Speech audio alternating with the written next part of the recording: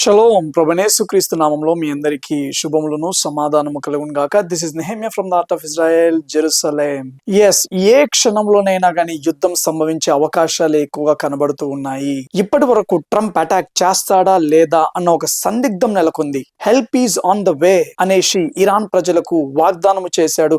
నిజముగా ట్రంప్ ఆ యొక్క ప్రామిస్ ని నిలబెట్టుకుంటాడా లేదా అన్న ప్రశ్న తలెత్తింది. అంతేకాదు ఇరాన్ ప్రజలు కూడా ఇంతవరకు ఆలస్యం అవడంతో ట్రంప్ మమ్మల్ని మోసం చేశాడు అన్న భావనలోకి వెళ్లారు. కానీ ప్రస్తుతం మన డెవలప్మెంట్ ని పరిశీలించినట్లయితే ఏ క్షణంలోనైనా గానీ ఇరాన్ మీద అటాక్ జరగొచ్చు అన్న వార్తలు ఎక్కువగా వినబడుతూ ఉన్నాయి.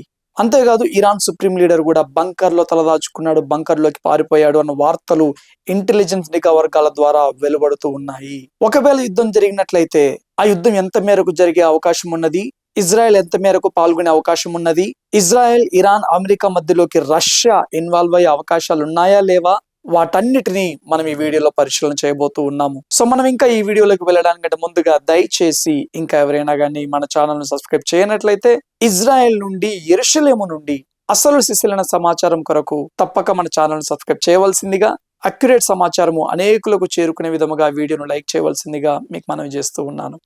Let's get in to the topic. ఇప్పటి వరకు ఇరాన్ సుప్రీం లీడర్ ఆందోళనకారులను, నిరసనకారులను అణిచివేయడానికి అన్ని విధాలుగా సాయశక్తుల ప్రయత్నం చేశాడు. దేశంలోని బలగాలే కాకుండా ఇతర దేశాలలో నుండి కూడా బలగాలను తీసుకుని వచ్చి వారిని అణిచివేయడానికి ప్రయత్నం చేశాడు. ఒక రకంగా దేశమంతా భయభ్రాంతులతో కూడిన వాతావరణాన్ని సృష్టించాడు. ఆందోళనకారులను భయపెట్టడానికి అనేక మందిని, వేల మందిని హత్య చేయడం జరిగింది. అసలు ఇరాన్ దేశంలో ఏం జరుగుతుందో ప్రపంచ దేశాలకు తెలియకుండా ఇంటర్నెట్ ని కంప్లీట్ గా నిలిపివేయడం జరిగింది. కానీ ఈ ప్రయత్నాలు ఏవి కూడా సఫలమైనట్టు కనపడట్లేదు. నిరసనలు అంతకంతకు పెరుగుతూనే వస్తూ ఉన్నాయి. అమెరికా దేశం నుండి అటాక్ తప్పదు అన్న ప్రాణ భయంతోటి ఇరాన్ సుప్రీం లీడర్ బంకర్ లో దాక్కున్నాడు అన్న వార్తలు నిఘా వర్గాల నుండి వెలువడుతూ ఉన్నాయి. దయచేసి గమనించండి, వ్యక్తిగత స్వేచ్ఛ కొరకు ఇరాన్ ప్రజలు తిరిగి ఆర్థికంగా నిలదొక్కుకోవాలి, ఉగ్రవాదం మనకు వద్దు, దేశ భవిష్యత్తు ముఖ్యము, మతం కాదు ముఖ్యము, నెక్స్ట్ తరాల భవిష్యత్తు ముఖ్యము అన్న నినాదంతోటి ఇరాన్ ప్రజలు ఉద్యమం చేస్తూ ఉంటుంటే, ప్రాణాలకు తెగించి వారు ఆందోళన చేస్తూ ఉంటే, వేల మంది చనిపోతూ ఉన్నా కానీ, తీవ్రమైన భయంతో కూడిన వాతావరణము ఇరాన్ దేశం అంతా కప్పబడినా గాని, అసలు ప్రపంచ దేశాలతోటి కనెక్షన్స్ మొత్తం కట్ అయిపోయినా గాని, ఇజ్రాయెల్ విషయంలో మురిగిన మానవతావాదులు, మానవ హక్కుల వారు, ఆ కరుణామయులు, దయామయులు ఇప్పుడు మాత్రము సైలెంట్ గా ఉన్నారు. మేమేమి చూడట్లేదు, మాకేమి పట్టదు అన్నట్టుగా ఉన్నారు. ఈ ప్రపంచ మేధావులు, ఈ దయామయులందరికీ నోరు ఎప్పుడు వస్తుందంటే ఇజ్రాయెల్ విషయంలోనే వస్తుంది. ఇజ్రాయెల్ ని నిందించడానికి, ఇజ్రాయెల్ ని అటాక్ చేయడానికి, ఇజ్రాయెల్ ని కార్నర్ చేయడానికే వారికి నోరు వస్తుంది తప్పితే, ఇటువంటి సమయాలలో ఇరాన్ లో ప్రజలు ఎంత భయంకరమైన అవస్థలు పడుతూ ఉన్నారో చూస్తూ ఉన్నా కానీ వారు నోరు మెదపరు. రీసెంట్ డెవలప్మెంట్స్ ని మనం పరిశీలించినట్లయితే ఇరాన్ యొక్క ఇరువైపులా అమెరికా దేశము తమ యుద్ధ సామాగ్రిని మోహరించడం జరిగింది. వార్షిప్స్ ఉన్నాయి, యుద్ధ విమానాలు ఉన్నాయి, ఎయిర్ క్రాఫ్ట్ క్యారియర్స్ ఉన్నాయి, యాంటీ మిసైల్ బ్యాటరీస్ ఉన్నాయి. వీటన్నిటిని ఇరాన్ వైపు మోహరించడం జరిగింది. దీనికి తోడు యూకే కూడా తమ బలగాలను మిడిల్ ఈస్ట్ లో మోహరించడం జరిగింది. ఇక్కడ హైలైట్ ఏంటి అనంటే, రష్యా నుండి ఒక సస్పీషియస్ ఫ్లైట్ బయలుదేరింది. ఆ ఫ్లైట్ ఇప్పుడు ఇరాన్ యొక్క గగనతలంలో విహరిస్తూ ఉన్నది.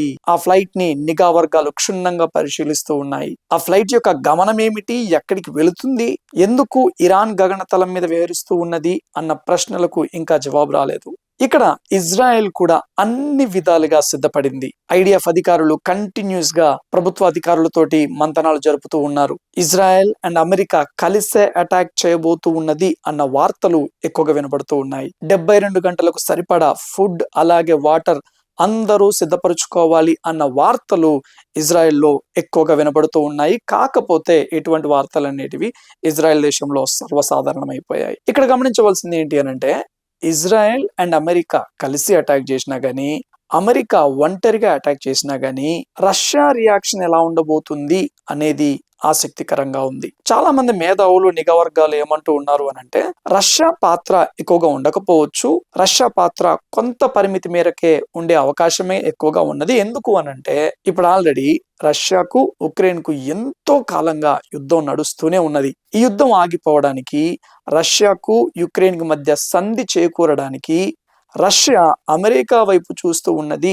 అన్న వార్తలే ఎక్కువగా వినబడుతూ ఉన్నాయి. అంతేకాదు ఇజ్రాయేలీ న్యూస్ ఆర్టికల్ ప్రకారము అమెరికా అధికారులైన విట్కాఫ్ ని, జరేద్ కుష్నర్ ని కలవడానికి ఆయన సిద్ధపడుతున్నట్టుగా వార్తలు వినబడుతూ ఉన్నాయి. సో ఇటువంటి తరుణంలో రష్యా ఎక్కువగా రిస్క్ తీసుకోదు అని చాలా మంది అభిప్రాయపడుతూ ఉన్నారు. కానీ ఎప్పుడు ఏం జరుగుతుందో మనం చెప్పలేము. సో ఇప్పుడు ప్రశ్న ఏంటి అని అంటే, అమెరికా అటాక్ చేస్తే ఆ అటాక్ యొక్క తీవ్రత ఎంత మేరకు ఉంటుంది అనేదే ప్రధానమైన ప్రశ్నగా ఉన్నది.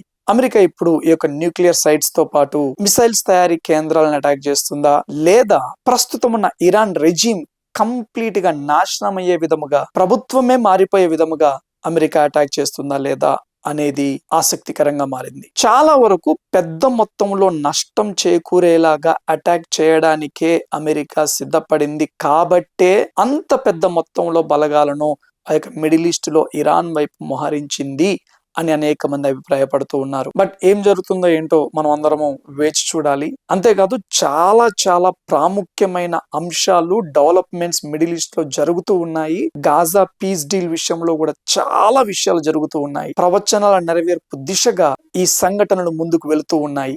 వాటన్నిటిని స్పష్టంగా నేను ఈ వీక్ మీ ముందుకు తీసుకొని రావడానికి ప్రయత్నం చేస్తాను. కాబట్టి దయచేసి ఏ వీడియో కూడా మీరు మిస్ అవ్వకుండా నోటిఫికేషన్ బెల్ ప్రెస్ చేయండి, సబ్స్క్రైబ్ చేయండి, ఈ వీడియోను లైక్ చేయడం మర్చిపోమాకండి. అండ్ ఎస్, ఇరాన్ లోని ప్రజల కొరకు, ఇజ్రాయెల్ దేశం కొరకు ప్రార్థన చేయడము మానకూడదు. చివరి వరకు ఈ వీడియో చూసిన మీ అందరికీ ప్రభు నామంలో వందనాలు.